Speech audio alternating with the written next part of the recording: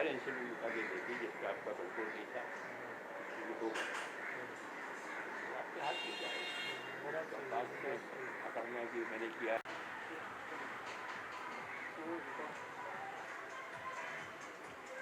जब इस्तेमाल हो आपके शो पर जी ये रहने दीजिए वहाँ पर आवाज़ आएगा आ जाएगा हाँ आ जाएगा बस खाली थोड़ा ओके ना ज़रा जोर से बोलिएगा हाँ हाँ जब इस्तेमाल हुआ इस शो पर आपका सबसे पहले तो जानना चाहेंगे कि शोले आप और जावेद साहब ने जब लिखी थी तो क्या चीज़ जहन में था शोले लिखते वक्त क्योंकि आज की इंडिया की सबसे बड़ी फिल्म उस वक्त लिखते वक्त क्या चीज़ जहन में थी और किस चीज़ ने इंस्पायर किया था शोले को लिखने से? देखिए जब कोई भी चीज़ बहुत बड़ी हिट हो जाती है और बहुत मकबूल हो जाती है कोई भी चीज़ तो उसका सबसे बड़ा एक फ़ायदा ये होता है कि उसके बारे में बात करने की ज़रूरत नहीं पड़ती लोग बात करते हैं और बात करने से कोई फ़ायदा भी नहीं है इसलिए कि शोले जो है फिल्म ऑफ द मिलेनियम है ये लोगों ने देखी है और अब शोले कुछ फिल्म नहीं रही है शोले एक एक्सपीरियंस है पूछते हैं लोग कि आपने देखी है नहीं मैंने नहीं देखी देखते हैं लोग कि इतनी मशहूर फिल्म थी ऐसी क्या बात थी जिसकी चली एक थिएटर में 5 साल तक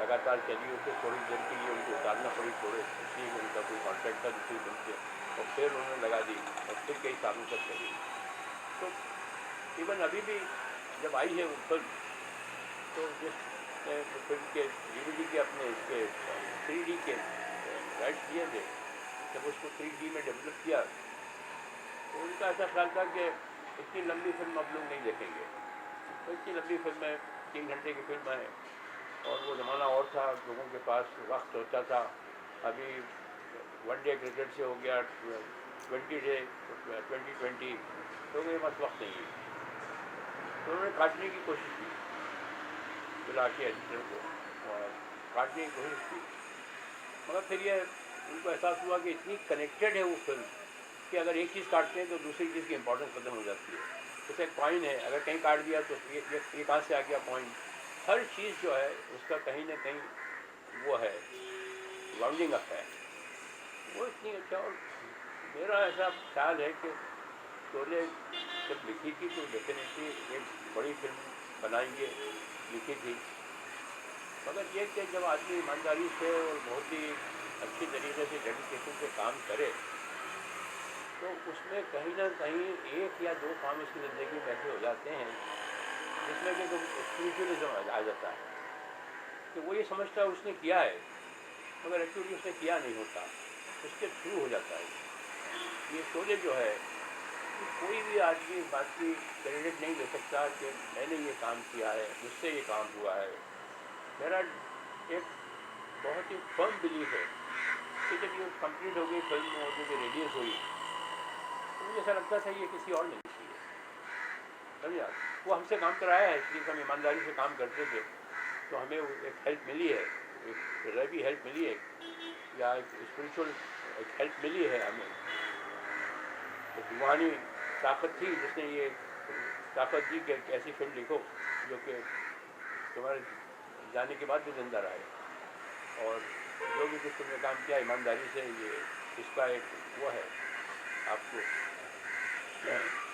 तब भी इस फिल्म में आर्टिस्ट का जो कैरेक्टर का सिलेक्शन था वो आप उसमें उस चीज़ में कितना इन्वॉल्व है कि गब्बर का रोल बगैर इन्वॉल्व है बगैर इन्वॉल्व है बगैर डेडिकेशन के बगैर ईमानदारी के कोई दुनिया में अच्छा काम हो नहीं सकता ये तो बहुत अच्छा काम हो गया था समझे उसमें जो कैरेक्टर्स थे वो बहुत अच्छे थे और एक उसमें कहीं ना कहीं एक नेशनल इंटीग्रेशन भी है हर आदमी जो है उसमें कोई कुछ नहीं है कोई मौलवी साहब है तो कोई गब्बर है तो कोई वीरू है आलिगेशन कैरेक्टर तो जय है बसंती है ठाकुर है तो सारे कैरेक्टर्स जो हैं ये बहुत इम्पोर्टेंट हैं एंड ये एक भी अगर उसमें से निकाल दो तो फिल्म इनकम्प्लीट रहेगी इन सबका एक बहुत बड़ा कॉन्ट्रीब्यूशन है एक छोटे से छोटे कैरेक्टर पर उसमें कॉन्ट्रीब्यूशन है असरानी है जगदीप है और दैट तो this is I personally feel I my children also feel I mean अब वो भी काफ़ी सालों से फिल्मों में वो फिल्म के बारे में वही फील करते हैं कि इससे कम्प्लीट थे इसके कहीं भी इसमें और कुछ हो नहीं सकता था। जब हम फिल्म देखते हैं तो हमें कभी कभी ख्याल आता है कि इसमें ये हो सकता था, इसमें गाना हो सकता था, इसका क्लाइमेक्स होना चाहिए था। नाउ इवन अब नाउ जब वो फिल्म रिलीज हुई है 3D में, तो लोगों ने यही कहा कि इसमें कुछ हो नहीं सकता इसके अलावा। तो ये एक बहुत बड़ा कॉम्प्लीमेंट है।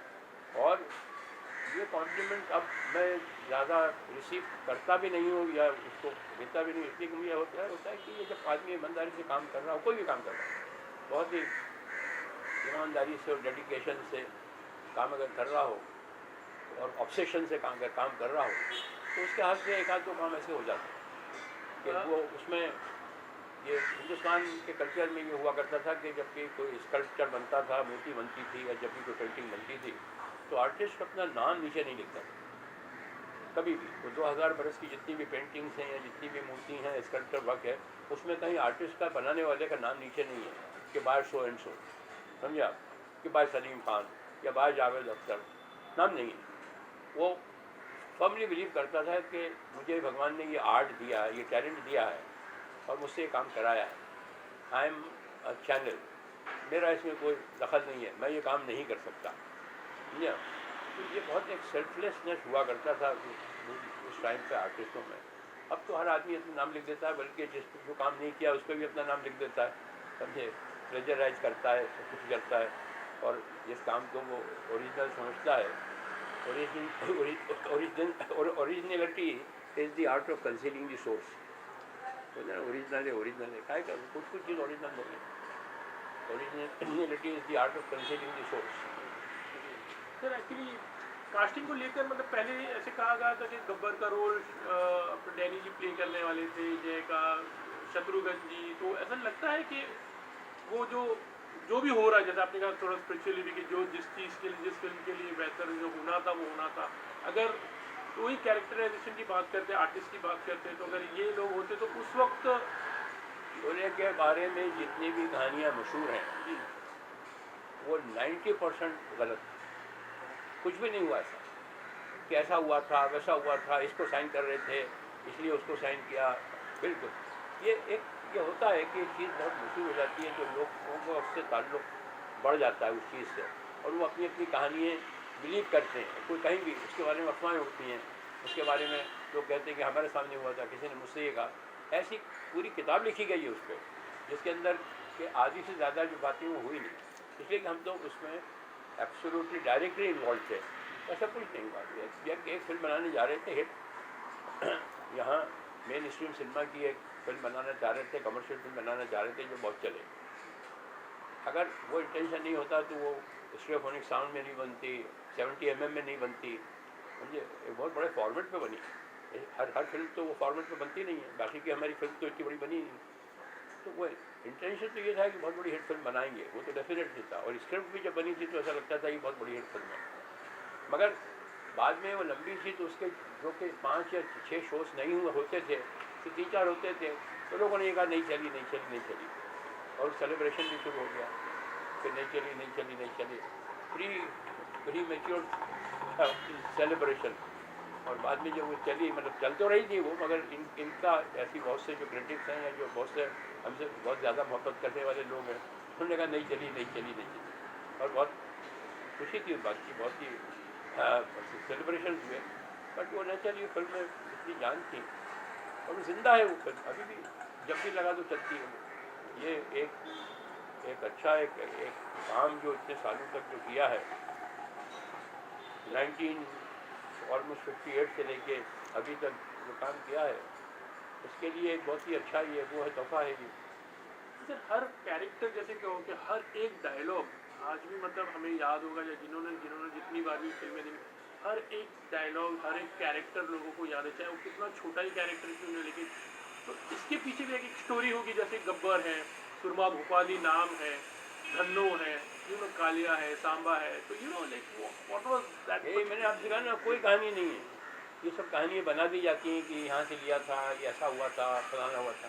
गब्बर एक डाकू का नाम था, इसमें कोई शक ही नहीं है। ग्वालियर के अंदर एक डाकू था जो लोगों की नाक वाक काटता था, उनको पकड़ के भेज दिया करता था नाक काट के। वो था बहुत ही सटिस्फेक्ट किस्म का आदमी था वो, बाद में मारा गया वो, ही वॉज शॉट डेड।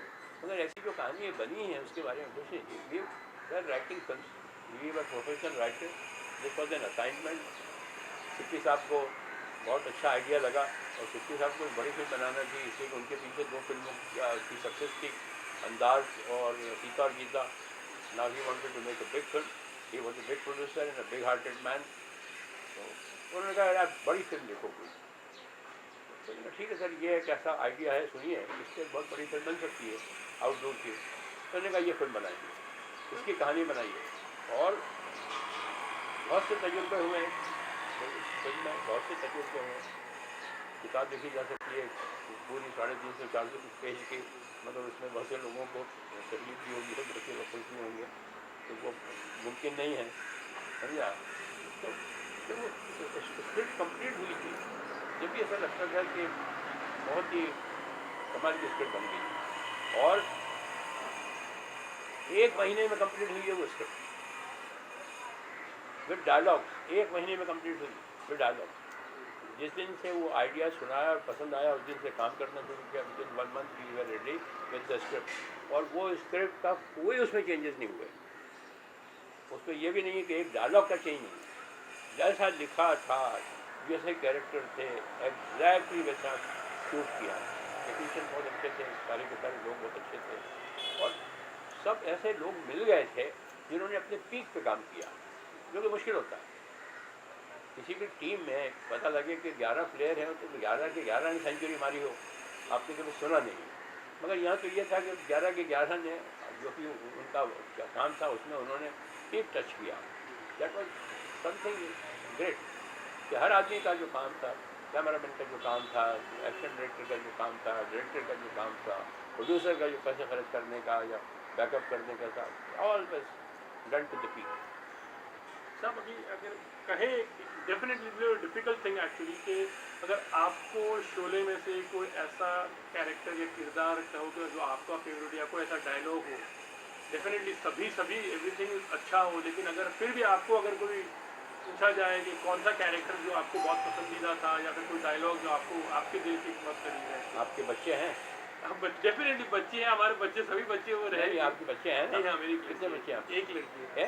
एक लड़की है। अच्छा, अगर 3-4 होते हैं हाँ। तो आप बता सकते थे कि ये मेरा बच्चा फेवरेट है। नहीं होता, वो बात तो सही है आपकी। देखिए, जब क्या है कि वो सारे के सारे हमारे कैरेक्टर सारे के, और जब हम लिखते थे उस कैरेक्टर को, तो उस वक्त हमको वही कैरेक्टर दिखता था, समझे, कि ये कैरेक्टर कैसे चलिए। हालांकि उसका इतना लंबा रोल तो नहीं होता था कि उसके ऊपर कोई पूरी फिल्म थी बेस्ड, मगर जब भी वो आता था तो उसकी एक अहमियत थी, उसकी इम्पोर्टेंस थी, तो वो अपना काम करके जाता था, बस ये जाके देना। तो आपकी जोड़ी को ऐसा कहा जाता था कि it was a top, like we were the top, और आपको जो रेम्यूनरेशन दिया गया था वो भी बाकी लोगों से, ये भी एक मतलब ये मशहूर था। ये इसमें कितनी सच्चाई है कि आप लोग you were the highest paid people actually ना अमंग ऑल द। ये तो it is a public knowledge that we were the highest paid writers in this country. Writers को बिल्कुल पैसे नहीं मिलते थे, राइटर्स का स्टेटस भी नहीं माना जाता था। मतलब राइटर्स को पैसे लेने के लिए अनफॉर्चुनेटली कोई रीज़न देना पड़ता था। बिजली का बिल भरना है, ट्रेन का पास बनवाना है, बच्चे की फीस देनी है, वो भी अपॉर्चुनिटी करी। और सिर्फ यही नहीं था, अगर कई मरतबा प्रोड्यूसर एक ही डायरेक्शन में जा रहा होता था, एक ही मकाम पर जा रहा होता था, तो राइटर से कहता था कि आप ट्रेन पकड़ के आ जाइए या बस से आ जाइए, गाड़ी में बिठाना भी मुनासिब नहीं समझते थे, समझे। और वो फाइट जो लड़ी है उसके लिए बहुत इम्पोर्टेंस है। आज मैंने रिफ्यूज़ किया है, ये ऑनर जो है गवर्नमेंट का ऑनर है, मुझे उसके ख़िलाफ़ कुछ नहीं है, आई रिस्पेक्ट दैट, मगर मैंने उसको जो रिफ्यूज़ किया है ये पद्मश्री को, इसलिए कि उनको फिल्में याद है कितनी फिल्म चली हैं, या वो भी शायद याद नहीं है उनको।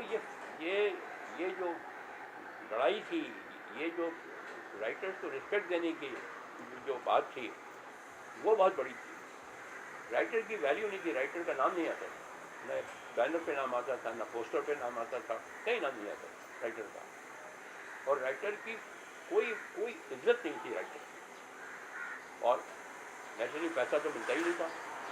और दो चार ऐसे राइटर थे जिनकी इज्जत थी, जिनकी फिल्में चली थी, जो अब बहुत से उनके भी नाम हैं, मगर एक जनरली मैं बात कर रहा हूँ कि यानी स्क्रिप्ट की कोई वैल्यू नहीं थी। तो ये क्या स्क्रिप्ट क्या, बट वी हैव कंटिन्यूसली एक के बाद एक ये प्रूफ के अच्छी स्क्रिप्ट होती है तो फिल्म चलती है, समझिए आप।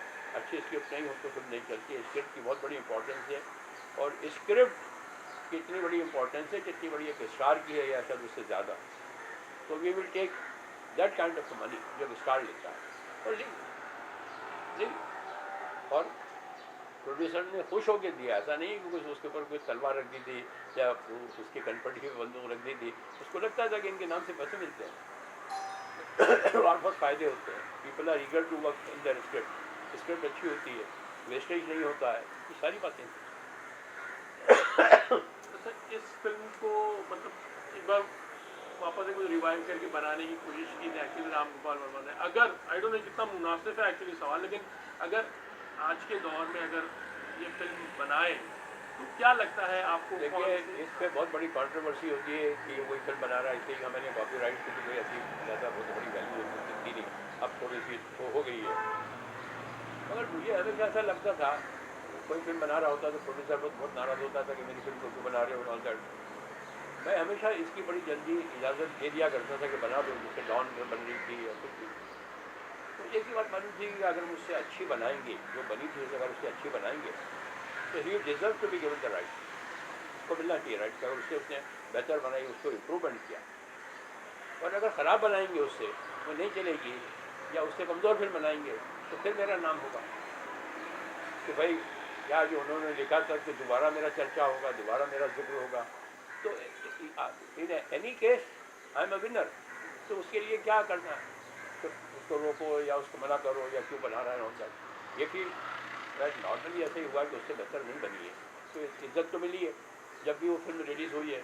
तो why should be stop from making it. हाँ, एक ये है कि जिस आदमी ने लिखी थी या जिस आदमी ने कंसीव की थी, आज वो नहीं रहा है। से फॉर एग्जांपल 50 बरस पुरानी बात है या 40 बरस पुरानी बात है, तो उसने बच्चे हैं, उसके ग्रैंड चिल्ड्रन हैं, हमारे दादा ने पिक्चर लिखी, तो उसका कोई मुआवजा तो मिलना चाहिए। अगर आप दोबारा बना रहे हैं तो उसको फ्री में तो मत बनाइए आप, तो उसका कुछ बच्चों को या ग्रैंड चिल्ड्रन को या जो भी है, अगर वो मुसीबत में है तो और भी ज़्यादा इम्पोर्टेंट है। और अगर वो अच्छे हालात में हैं तब भी उनको कुछ मुआवजा तो मिलना चाहिए, उनसे बात करना चाहिए भाई कि तुम्हारे दादा की हम फिल्म बना रहे हैं, तो अब क्या लोगे, पैसे लोगे, उसके हिसाब से उसको मिलना चाहिए कुछ ना कुछ रिम्यूनरेशन, और उसमें उसकी इज्जत भी है। तो ऐसे बहुत से इंस्टेंसेस हो गए, ऐसे बहुत से एक्सपीरियंस जो एज यू सेड ये एक एक्सपीरियंस है एक्चुअली पूरा शोले इज एन एक्सपीरियंस। तो ऐसा कोई एक्सपीरियंस जो शेयर करना चाहोगे आप एक्चुअली कि मे बी लिखते वक्त या फिर शूट के वक्त या फिर फिल्म का बहुत से एक्सपीरियंस होंगे, लेकिन ऐसा कोई एक आध या दो? उसमें एक जब एक फिल्म बनती है, लिखने में उसके 2-3 महीने लगते हैं कि एवरेज फिल्म के अंदर, बल्कि ज़्यादा लगते हैं। बनाने में उसका 1.5 साल लगता है, पोस्ट प्रोडक्शन के अंदर 4-5-6 महीने में लगते हैं। 1-2-3 साल का पीरियड होता है, उसमें इतने सारे इंसिडेंट होते हैं कि किसी एक इंसिडेंट को लेके ये कहना कि ये उसमें एक इंसिडेंट हुआ था, ये बहुत मुश्किल है। और जैसे मैंने आपसे अर्लियर कहा कि जब चीज़ सक्सेसफुल हो जाती है तो उसके पीछे कई कहानियाँ बन जाती हैं, जो उसमें से कुछ सच होती हैं, कुछ एग्जेजरेटेड होती हैं, उसमें और भी कुछ नमक मसाला मिर्च ऐड हो जाती है, जबकि होता नहीं है। बट ऐसी कोई बात है नहीं, हो गया किसी का उसका नहीं करना चाहिए, खुदा भी दिल में उस वक्त जैसे आपने कहा वो स्पिरिचुअली जो कहा ना वो जो होता है, एक काम ऐसा हो जाता है उसके से